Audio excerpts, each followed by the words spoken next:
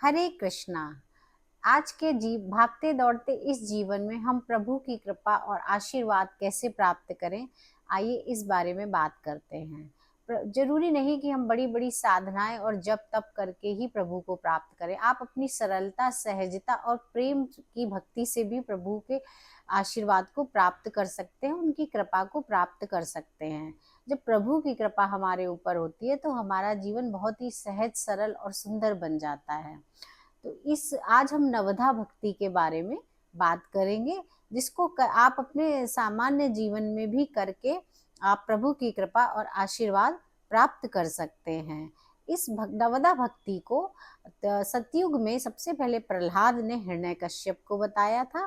फिर त्रेता युग में माता शबरी को श्री राम जी ने स्वयं नवधा भक्ति का ज्ञान दिया था। नवधा भक्ति, प्रथम भक्ति संतन कर संगा, यानी कि आपको अपने जीवन में संत जनों, विद्वान जनों और ज्ञानी जनों का संग करना चाहिए। उनके जीवन के अनुभव, उनकी अच्छी बातें, ज्ञान की बातें उनसे सीखनी चाहिए, जिससे आपके जीवन में सुधार आएगा और आपको ज्ञान प्राप्त होगा। आपका भविष्य सुंदर।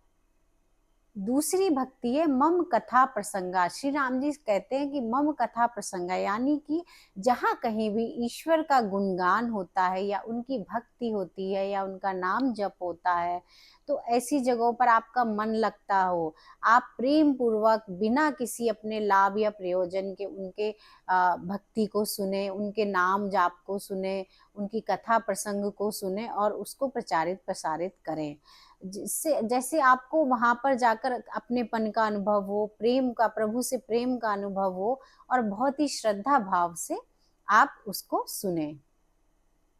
तीसरे प्रकार की भक्ति है गुरु पद पंकज सेवा, तीसरी भक्ति अमान। आज के इस कलयुग में गुरु को धारण करना या गुरु करना तो बहुत ही मुश्किल है, किसी अच्छे गुरु की पहचान करना। लेकिन आपके जीवन में जो जो भी गुरु रहे हैं या जिनसे भी आपने कुछ भी अच्छा सीखा है या ज्ञान लिया है, उनके प्रति आपको कृतज्ञता और आदर का भाव रखना और उनके प्रति ग्रेटिट्यूड को रखना, उनके प्रति हमेशा एक आदर भाव रखना, उनके प्रति एक सेवा भाव रखना। इससे आप तीसरी भक्ति कर सकते हैं। चौथे प्रकार की भक्ति है मम गुण करई तज कपट मान, यानी कि प्रभु के का गुणगान अपने सभी प्रकार के अभिमानों को छोड़कर, अपना अभिमान को, अहंकार को त्याग कर प्रभु की भक्ति करनी चाहिए। आपको अपने ऊपर किसी भी प्रकार का, अपने ज्ञान का, अपने सामर्थ्य का, अपनी शक्ति का किसी भी प्रकार का अहंकार नहीं होना चाहिए। पांचवें प्रकार की भक्ति है मंत्र जाप दृढ़ विश्वासा, भजन वेद सो प्रकाशा, यानी मंत्र जाप, प्रभु का नाम जाप करते रहिए। चलते फिरते, उठते बैठते या दिन में जिस समय भी आपको ध्यान आ जाए तो आप प्रभु के नाम का स्मरण करते रहिए। जैसे पहले हम कभी किसी से मिलते थे या आज भी हम किसी से मिलते हैं तो हम राम राम, राधे राधे, हरे कृष्ण करके अभिवादन करते हैं, तो इससे भी हमारे प्रभु का नाम हमारे मुख से निकलता है। प्रभु का नाम जाप आप पूरे दृढ़ विश्वास के साथ करते रहिए कि प्रभु का नाम जाप करने के कारण हमारा कभी भी कहीं भी कोई अमंगल या अहित नहीं हो सकता। प्रभु स्वयं हमारी रक्षा करेंगे। छठे प्रकार की भक्ति है दम शील विरति बहु करना, यानी इंद्रिय निग्रह, यानी हमें अपनी पांचों इंद्रियों पर कंट्रोल होना चाहिए। अपनी जो इंद्रियां हैं उन पर हमें संयम होना चाहिए। हमें अपने बोलने, देखने, खाने पीने, हर चीज पर संयम होना चाहिए। हमारी इंद्रियां हमारे वश में होनी चाहिए, ना कि हम अपनी इंद्रियों के वश में। तभी हम प्रभु का नाम जाप करके उनको प्राप्त कर सकते।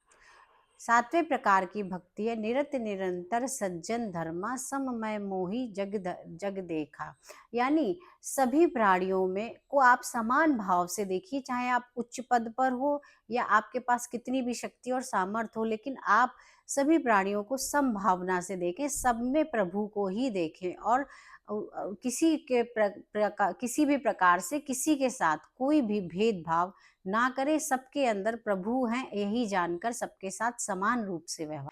आठवें प्रकार की भक्ति है जथा लाभ संतोषा, सपने नहीं देखई परदोषा। यानी आप अपनी यथाशक्ति परिश्रम करके या कर्म करके जो भी अर्जित करते हैं या आपको जो भी मिलता है उसमें ही आप संतोष करें, ना कि दूसरों की बुराई करें, दूसरों की दोषों को देखें, उनकी निंदा करें। आपको जो अपने परिश्रम और कर्म से मिला है उसमें ही आनंद में रहें और संतोष करें। नवी प्रकार की भक्ति है सरलता और सहजता। आप जितने सरल और सहज होकर प्रभु का ध्यान करेंगे, प्रभु का स्मरण करेंगे, उनका चिंतन करेंगे, नाम जाप करेंगे, उतनी ही सरलता से आप प्रभु के निकट आ जाएंगे और उनकी आशीर्वाद को प्राप्त कर सकेंगे। इसलिए आपके जीवन में और आपके व्यक्तित्व में सरलता और सहजता का होना बहुत ज़रूरी है। इस प्रकार से आप अपने जीवन में नवदा भक्ति को उतार कर प्रभु के करीब आकर उनका आशीर्वाद और कृपा और प्रेम प्राप्त कर सकते हैं। हरे कृष्णा।